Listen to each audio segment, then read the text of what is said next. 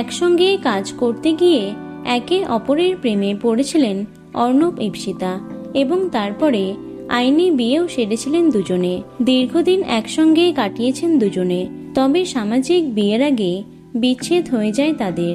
প্রথমে তারা এ বিষয়ে কেউই মুখ খোলেননি, তবে বিচ্ছেদের বেশ কিছু সময় পর ইপ্সিতা কথা বললেন তাদের বিচ্ছেদের বিষয়ে। সংবাদ মাধ্যমকে তিনি জানিয়েছেন কেন ভেঙেছিল তাদের সুখের সংসার।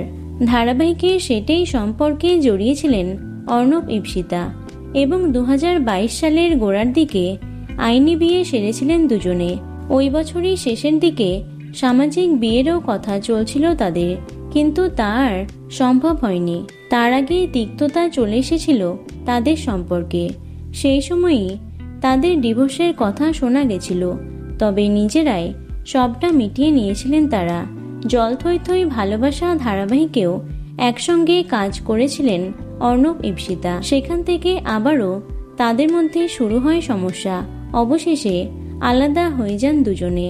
আনন্দবাজার অনলাইনকে দেওয়া এক সাক্ষাৎকারে বিয়ে ভাঙা প্রসঙ্গে অভিনেত্রী বলেন, বিয়ের 6 মাসের মাথায় বুঝতে পেরেছিলাম অনেক কিছু ঠিক নেই, সমস্যা চলছিল। তখনই সিদ্ধান্ত নিই আমরা আইনি বিয়ে ভেঙে বেরিয়ে আসব। এরপর সমস্যার সূত্রপাত যাদের কারণে তারা এগিয়ে আসেন, আশ্বাস দেন পরিস্থিতি বদলে যাবে। আমরাও ঠিক করি আরও একবার চেষ্টা করে দেখা যাক, কিন্তু চির খাওয়া দাগটা রয়েই যায়। হাজার চেষ্টা করেও তার মোছা সম্ভব হয়নি।